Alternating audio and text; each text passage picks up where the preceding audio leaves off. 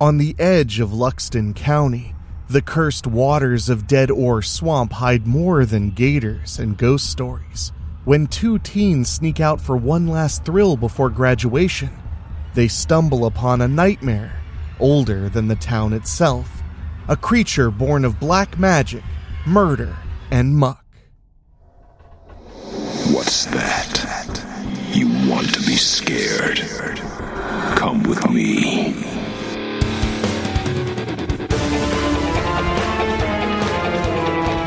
You will experience tales of horror, ghosts, and death. It is not recommended for the weak at heart. Listen in the dark. It's more fun that way. This is Weekly Spooky.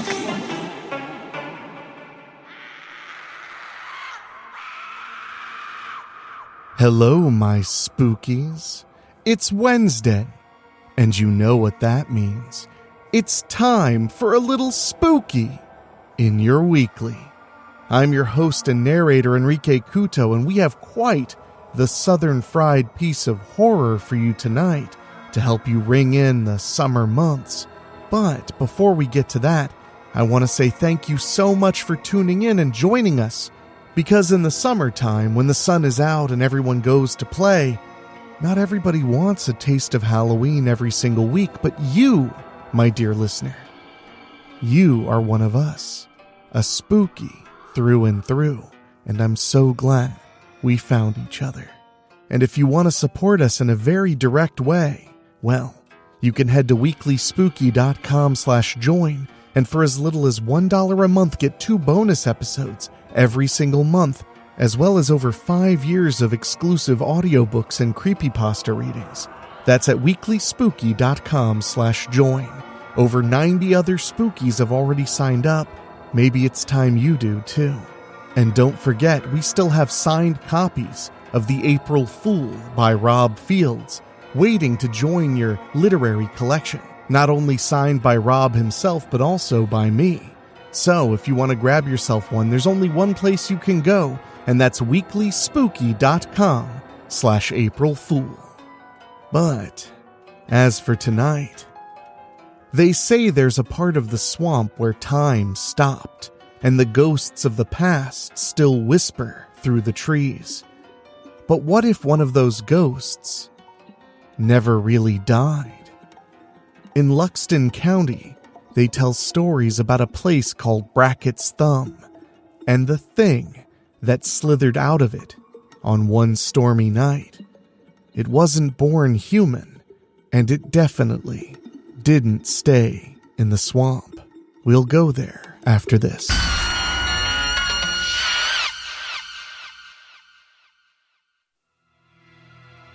Gator Boy of Dead Ore Swamp by David O'Hanlon. Garrett Jenkins hated the swamp. He looked around the moonlit banks with growing uneasiness. Even if the place weren't cursed, he'd still have hated it. When he was little, they'd lived in a dilapidated stilt house with his grandparents on the edge of Dead Ore Swamp, and he remembered it all vividly. The terrifying bellows of the alligators and their glowing eyes sitting still on the black water outside his bedroom window. That had been the worst. He'd never been happier than when his pops moved them to the duplex in town. Garrett never went to the swamp. When it was time to visit his grandparents, he suddenly got sick. When his old man wanted to go fishing, he remembered a school project that was due immediately. He hated that damn swamp more than anything. But taking your date to Brackett's Thumb was a Champsville tradition. He'd never gotten the opportunity before, and he wouldn't again. He looked over at Tony Rising. Her hair and makeup were done up perfectly. It was only their 4th date, but also their last.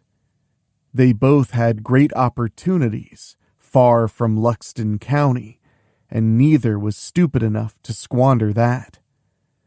They both knew this was their only chance, so they snuck out of the graduation party and headed to the Thumb. They sat in the air conditioning of Garrett's Oldsmobile, listening to The Cure and watching the haunted swamp. A new Jeep Wagoner with big mud tires and a boat trailer was parked on the far side of the cracked asphalt. The night fishers were long gone by the time the couple arrived. It made Garrett more nervous. There was only one reason to visit the Thumb, after all. What if they came back and caught him and Tony? He knew they needed to speed things up, but they both waited for the other to initiate. They moved nervously in false starts, and then giggled with embarrassment. Tony cupped his face in her hands and leaned in for a soft kiss, then sighed. "I hate this town," she whispered. "I thought coming out here would give me one thing to miss when I left in the fall." She leaned back against the passenger side door. Garrett twisted to her face. He was secretly glad she'd broken contact. It had been a simple, boring kiss, but it had been more than enough for the virgin. He squirmed uncomfortably, hoping the shadow of the dash would hide the bulge in his Levi's. "That's why I'm here too," he said. "I don't think making it on the boat ramp is what I need," she said. "We can go somewhere else," Garrett suggested. "Old man Otto always leaves his tractor unlocked." "Ew, do you know how many people have had sex in that tractor?" "I'm pretty sure I was conceived in that tractor," Garrett admitted. He was probably still called Old Man Otto back then, too. The guy probably knew Reverend Brackett in person. "Who's that?" Tony asked with obvious embarrassment. "You've lived here your whole life, and you don't know the story of the Thumb?" Garrett laughed. "How is that even possible?" "It sticks out from the swamp like a thumb," Tony shrugged. "I never really cared about the grotty old swamp. Who was Brackett?" "Wow, okay." Garrett cleared his throat and changed his position. "We should have a campfire for this. That's how most of us hear it. I'll settle for just hearing it before first semester." "It was the summer of 1888, he started. It had been raining for weeks. The men of Champsville were going stir-crazy being stuck indoors with their wives. Somewhere out there across the swamp was a 2-story whorehouse called the Sweet Marsh Inn. The Sweet Marsh was well known in Rooker and Brownsburg, but the Champsville men rarely took the 18-mile journey around the gator-infested swamp to visit Madame Mattie. With the water up, some of the guys decided to shortcut the distance in their boats. They came back with erotic tales of the Sweet Marsh. Enterprising locals started building rafts for the men to rent. Some of them were better built than others, and not all of them made it back. Drownings and gator attacks were commonplace, so no one really thought anything of it. Naturally, other guys thought they were smarter and kept making the trip until their luck ran out. It went like that through July and most of August. That's when Reverend Brackett came to town. "Did he have a giant thumb?" Tony interrupted. "Or an extra thumb like the guy we saw at the fair?" "I'll get to the thumb in a minute," Garrett promised. Brackett had been a Confederate bushwhacker, where he earned the name Brutal Brackett. Sometime after, he found God, but didn't quite lose the temperament. He became a preacher, traveling with a flock of deranged followers that called themselves the Church of Immaculate Wrath. They came to Champsville like a plague. They told the locals the truth about the sweet marsh.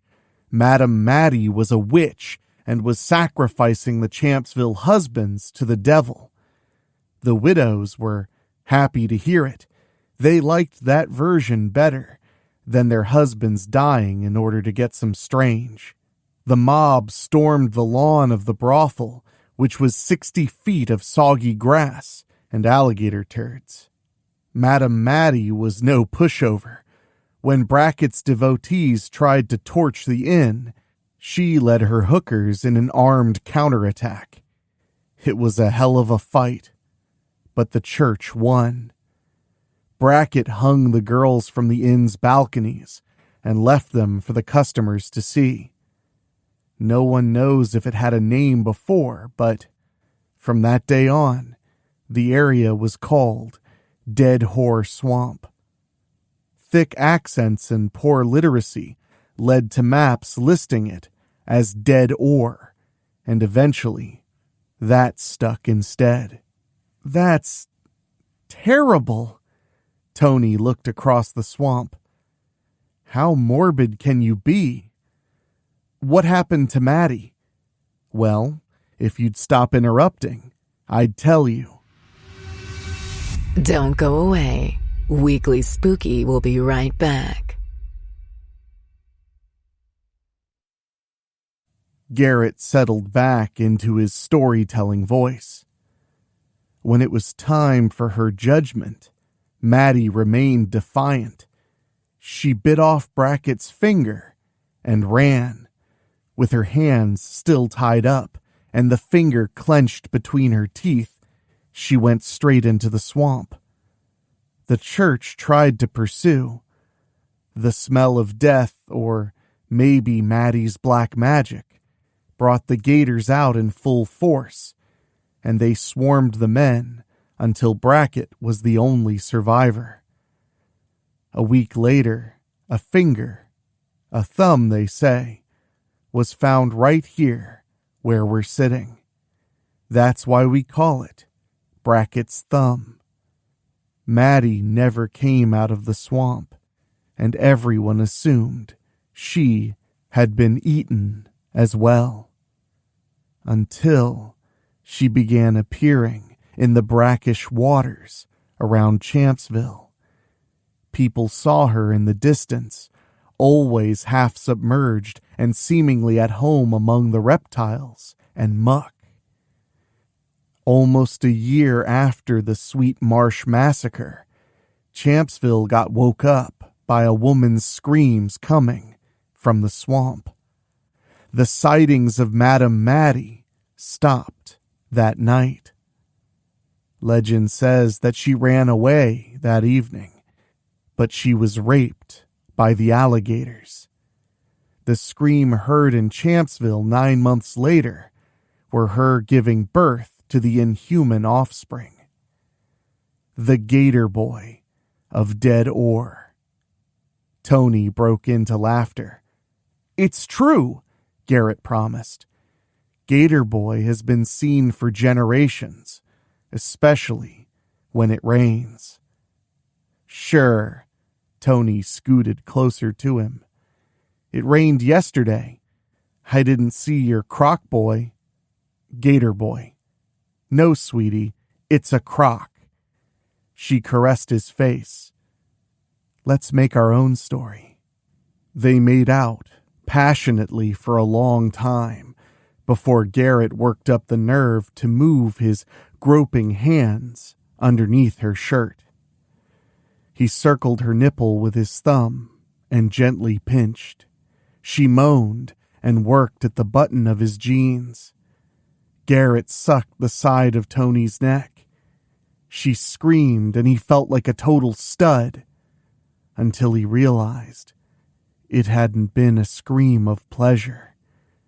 He pushed himself away from her. What? Did I do something wrong? He asked. There was something outside. It's a swamp. There's lots of things outside. Not like that there aren't. Metal shrieked outside. a flicker caught Garrett's attention. A strange red glow emanated from behind the vehicle. Another scrape, then a third that lasted longer than the others. The ominous glow moved. Tony looked over the seats. "Start the engine, Garrett," she whispered. The reptilian face popped up in her open window, with its eyes burning brightly. Tony scooted backwards across the seat until she was in Garrett's lap. The monster disappeared before she could get a good look. Garrett turned the key, but the car didn't start. He tried again, but the engine wouldn't turn over. "No way!" he growled. "I just got it tuned up. Why won't it start?" A tire popped, and the car lurched to one side. The reptilian monster peeked over the hood at the two teens. Their plan to spend the evening screaming in each other's arms had come to twisted fruition. The monster darted suddenly out of sight. Garrett watched its tail swinging wildly as it ran for the bushes. The two teens held on to each other, unable to move. The nightmare was gone. For Chris Davidson, it was only the beginning. He tightened the lug nuts on the spare tire. He'd had too many cups of the spiked punch at the graduation party and shouldn't have been driving. He'd swerved to avoid an animal on the poorly maintained two-lane road. The tire blew, and he'd careened through the scrub, scratching the hell out of the silica and busting the headlight. It could have been worse. If he'd pulled the wheel in the other direction, he'd be drowning in the swamp instead of changing a tire. "Dad is gonna kill my ass," he said, tossing the ruined tire into the back of the car. Chris listened to the night sounds. Crickets and cicadas carried on ceaselessly.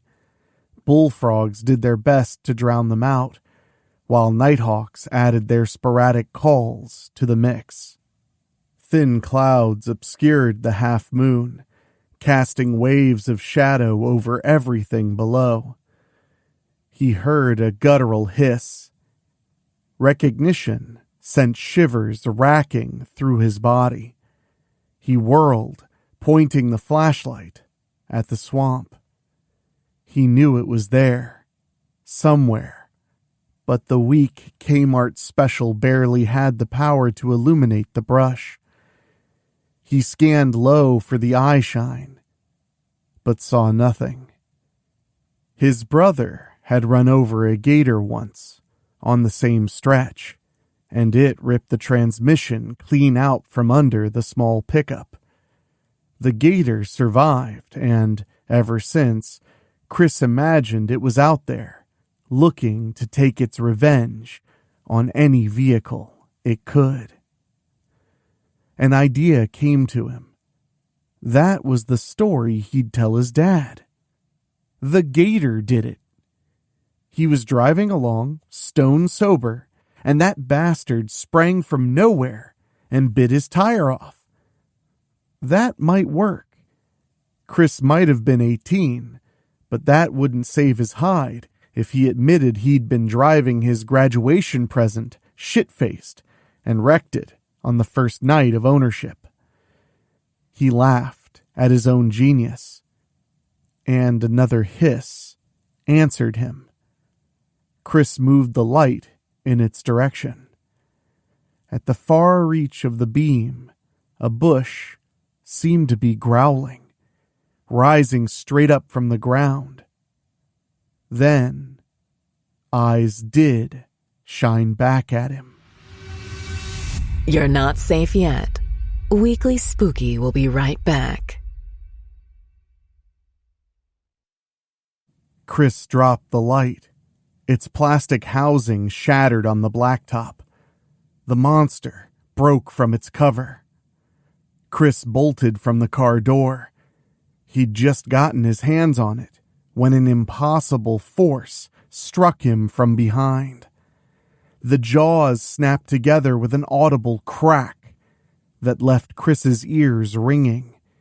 He felt a pull at his scalp as the monster tore a chunk of his high top from his head. Thick reptilian fingers gripped his arm, keeping Chris face down on the road. The teeth came together once more. This time the beast didn't miss. The bite cracked the teen's skull. His eyes bulged from their sockets. Chris could hear the teeth grinding against bone. Then he couldn't hear anything at all.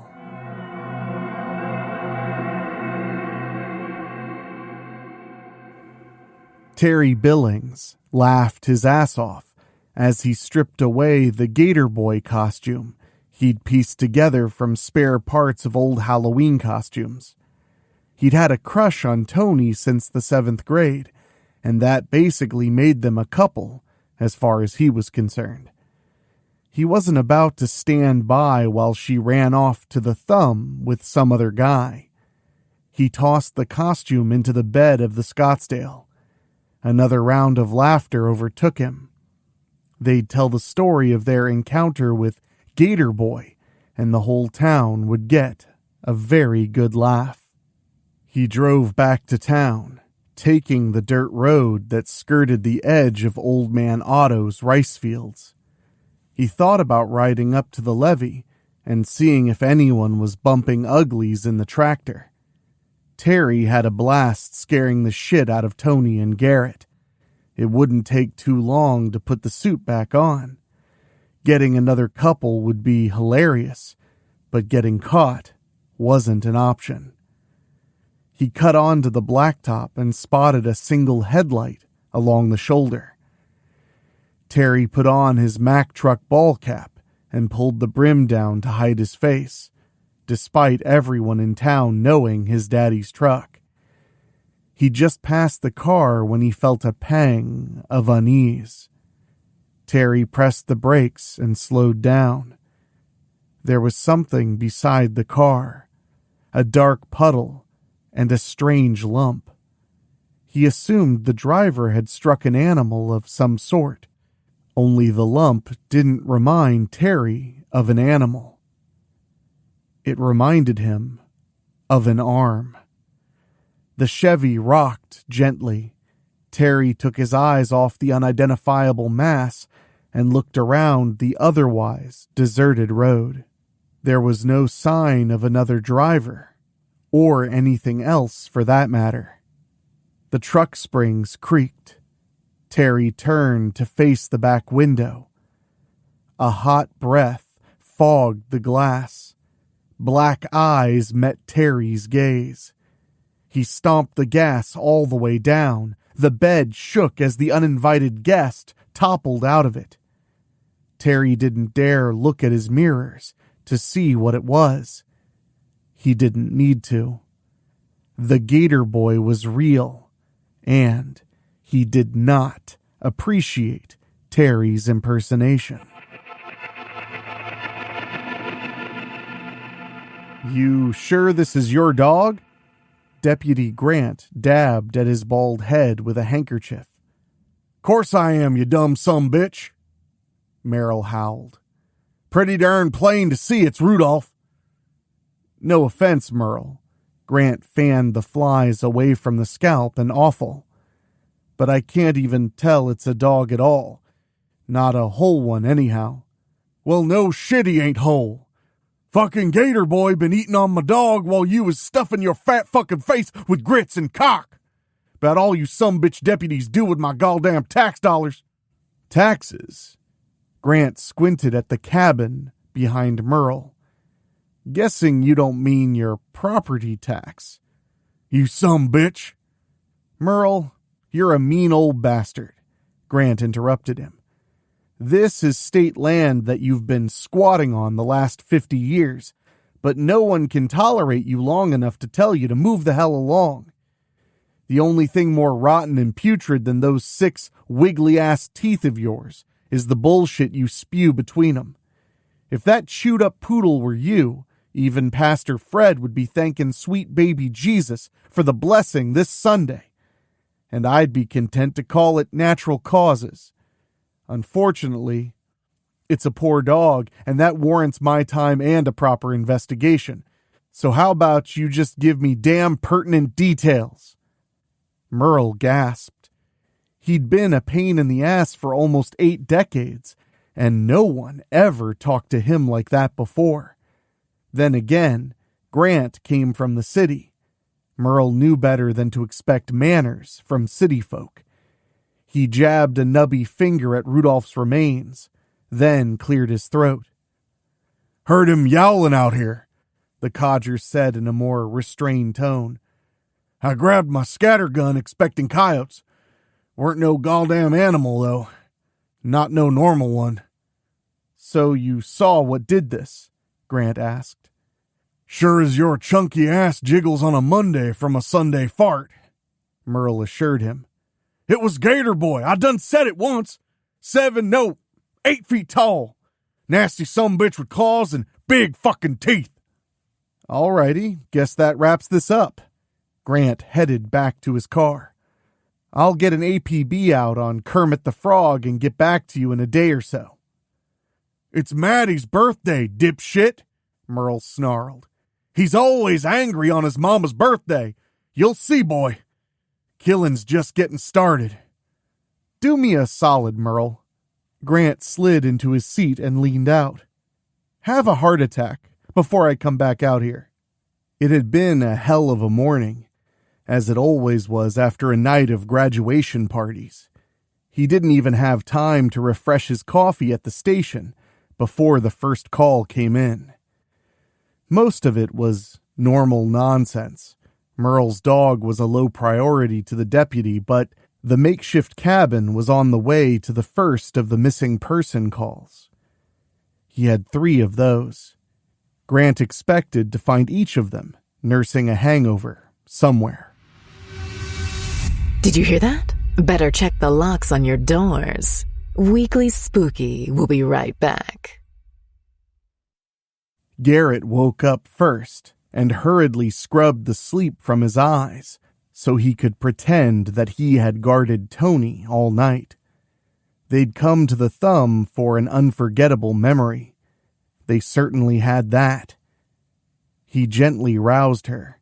She screeched and palmed him in the nose. "Jesus! Ow! Why?" "I'm sorry." Tony patted his chest. "I thought you were the monster." "Why would a monster wake you up gently?" "Maybe that's how they do it," Tony snapped back. "This is my first time meeting one." "I think it's broken," Garrett whined. "Speaking of broken," Tony pointed at the sunrise. "It's low light, so you can fix the car." Garrett pinched his bloody nose and scowled at her. He was the only guy in the history of Luxton County to strike out at the thumb. He was attacked by Gator Boy. His date tried to punch his lights out. After all that, Tony expected him to go outside with the monster to fix the damn car. He huffed and stepped outside. The Olds was scratched up bad. The chrome trim ripped off and one tire was slashed. Dried cool shimmered on the asphalt. He popped the hood and found the battery cable torn off. Garrett looked over at the Jeep. With its big tires and wood trim, the Cajun station wagon was easily recognizable as Carter Stigman's. Carter had never returned, it seemed. Garrett went to the Jeep to see if Carter was sleeping inside. Carter had 5 kids at home, all a year apart, so it wouldn't be surprising if he camped in the Jeep instead of going back to that madhouse. Even if it were vacant, perhaps there'd be some tools. The vehicle was unlocked, with the keys hanging from the ignition. Garrett set out, rummaging through the Jeep.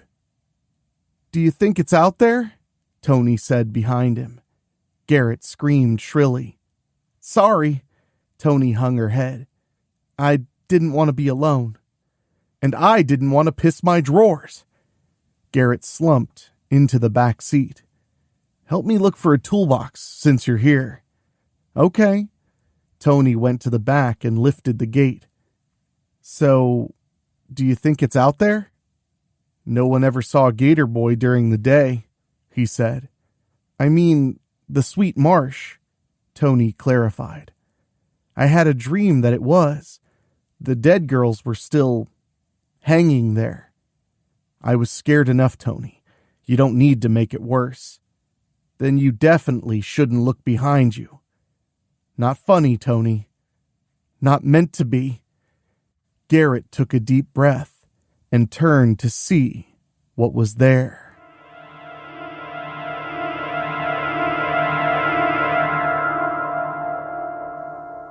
Grant fired his pistol into the brush, sending the buzzards scattering back into the sky. There was roadkill all over Arkansas. They'd find another meal. The deputy approached the Toyota Celica cautiously. The birds had been pecking at something next to it. Even up close, it took Grant a moment to figure out it was an arm.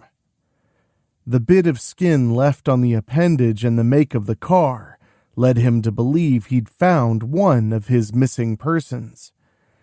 The size of the bloodstain looked to be everything Chris Davidson would have had in his body. Grant went to call it in. A rumbling engine stole his attention. Carter Stigman hadn't been home in 2 days. He told his wife he was going frog gigging at Brackett's Thumb. That was where Grant had been heading when he spotted the Celica. Apparently, Carter had woken up from his drunken stupor and was trying to make it home before his wife got any angrier. Grant waved for Carter to slow down, but to his surprise, the Jeep came to a screeching halt instead. The smell of burnt rubber made Grant's bulbous nose twitch. He fanned the stench away and stepped to the driver's side, shocked to see the pimple-faced teen behind the wheel. "Boy, the hell are you doing?" Grant asked. "Why are you in Carter's rig? Where's he at?" A girl leaned across from the other seat. "Someone's been killed!" "Seems to be a lot of that going around," Grant grumbled.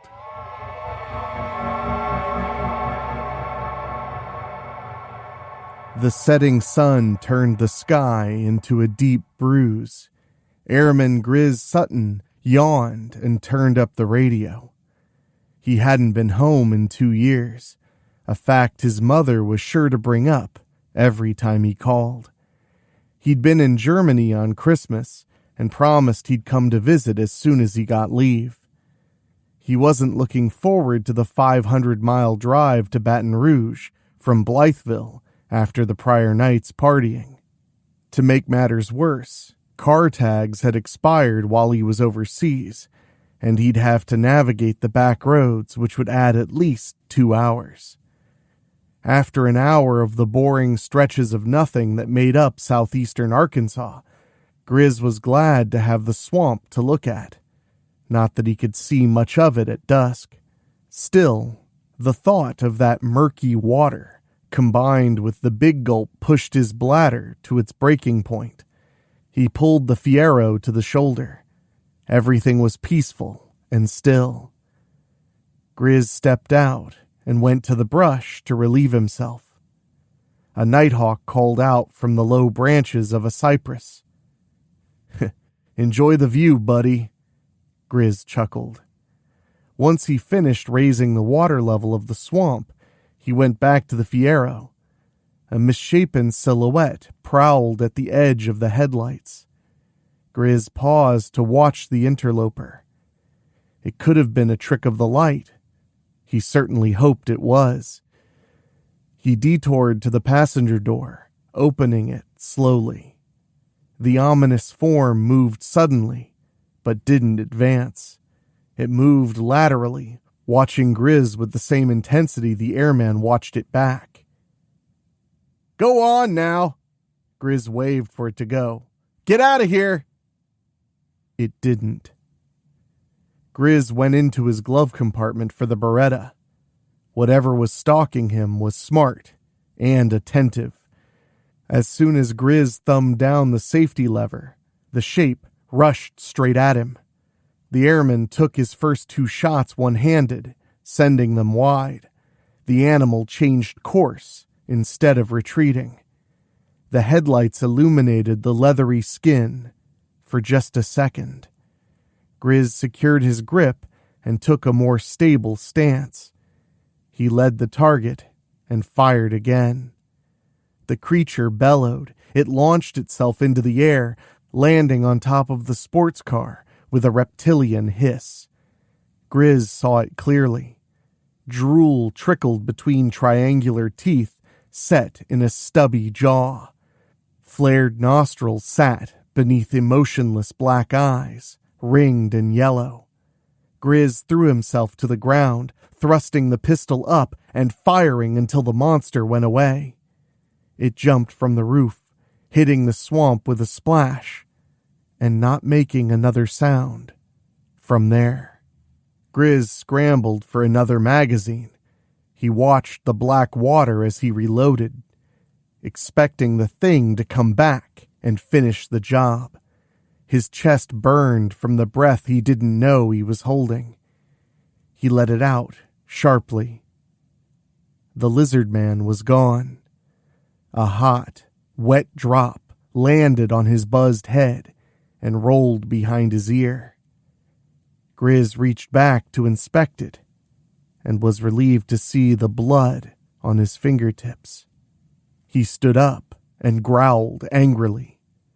Aside from the small pools of blood, there were a lot of bullet holes. Insurance ain't going to cover that. He shook his head and shouted at the swamp. "I hope I shot your balls off, you scaly son of a bitch!" Are you afraid? Good. Weekly Spooky will be right back. Grant angled his desk fan directly into his face. The teen couple had seen the mauled remains of Carter Stigman and his pal John Adamley in their ravaged aluminum boat. That's when they'd peeled away in Stigman's Jeep. Grant was content to call it an animal attack, but the teens insisted it was Gator Boy. Like any good Luxton County deputy, Grant gave them a line of shit about black bears. That was the official version they always used. No one had ever seen a bear of any damn color in Luxton, but it beat admitting the truth about the swamp. Grant could see the future if that ever happened. Champsville would be a tourist trap. Photos and souvenirs and a goddamn Gator Boy breakfast cereal with tiny marshmallows shaped like body parts. The sheriff had taken his missus to the Riverboat Casino, but was on his way back. Grant had about an hour to come up with a way to convince the kids they'd seen a damn bear. The bell rang over the door, and Grant grumbled. He pushed out of his chair and stepped out of his office. The man had a military haircut and the build to match, shown off by the cut-off Air Force t-shirt. Grant waved, and the man practically ran to meet him. "You're not going to believe this shit," he started. "You'd be surprised what I'd believe right about now," Grant assured him. "There's a monster in the swamp." "You don't say," Grant grumbled. "You get a good look at this monster?" "Damn skippy, Sheriff." Grizz nodded vigorously. "I shot the bastard." "Shot it?" Grant raised an eyebrow and looked the man over carefully. "Say, I ain't seen you before. That don't happen very often in this county." "Grizz Sutton." He extended his hand. "I'm on leave from Blytheville Air Base. I was heading home to Baton Rouge." Grant put his hands on his wide hips. "Now, what exactly did you see, Mr. Sutton?" Some kind of a lizard. I can draw pretty good if you got some paper. This thing was crazy. I've never seen anything like it. Sure you have, Grant smiled.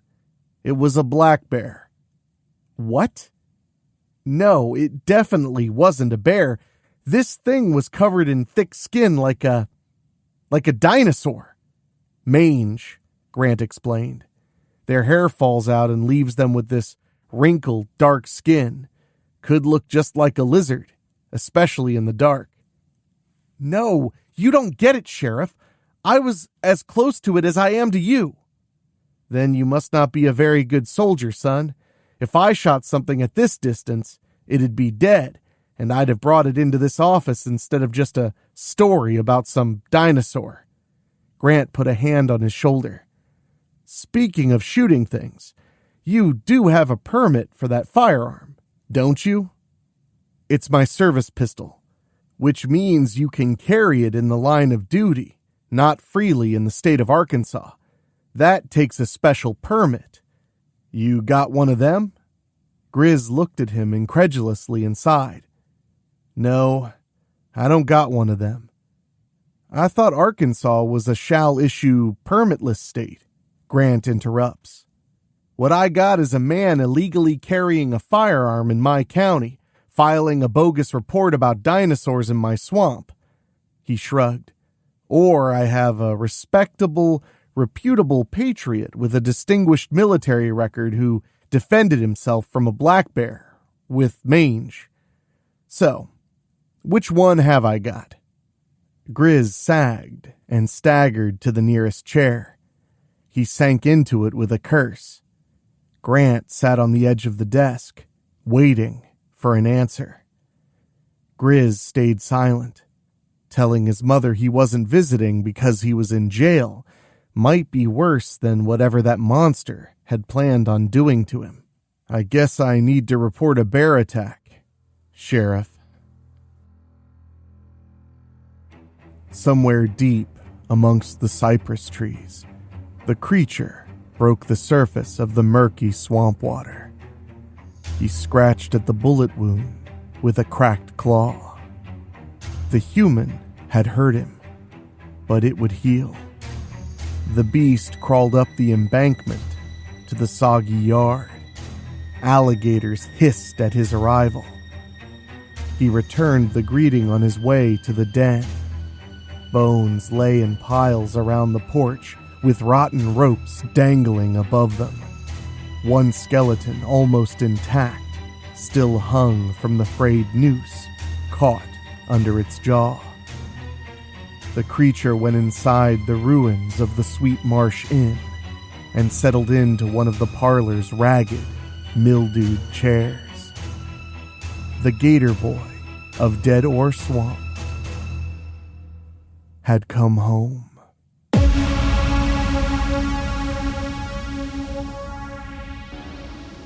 Well, my spookies, I hope you enjoyed yet another terror tale from our good buddy David O'Hanlon.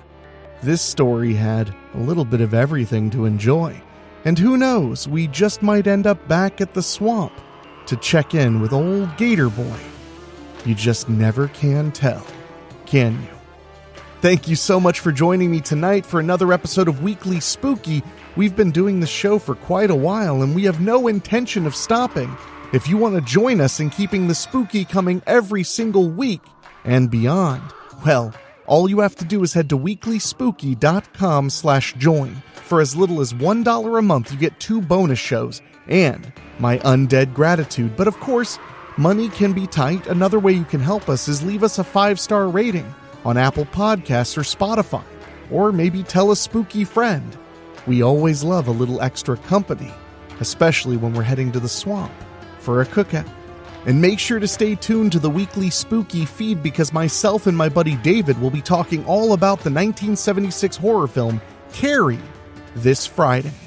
And I want to say an extra special big thank you to our Patreon podcast boosters, folks who pay just a little bit more to hear their names at the end of the show. And they are Kate and Lulu, Jessica Fuller, Johnny Nix, Jenny Green, Amber Hansford, Brent McCullough, Karen Ouimet, Jack Kerr, and Craig Cohen. And if you want to hear your name at the end of every episode of Weekly Spooky, just head to weeklyspooky.com/join and choose the $15 a month tier. You'll get all kinds of extra goodies and get to hear your name come out of my silky, spooky voice. But now, my spookies, it's time for me to get back to work. There's so much content to come, so make sure you're subscribed. I cannot wait to show you what's coming up in the very near future. And of course, Halloween is right around the corner. So for myself, for my executive producers, Rob Fields, Mark Shields, and Bobbletopia.com, my producer, Dan Wilder, and my composer, Ray Mattis, I will talk at you next time. Thank you for listening. Make sure to find your way back next week. But for now, you are safe. Trust me.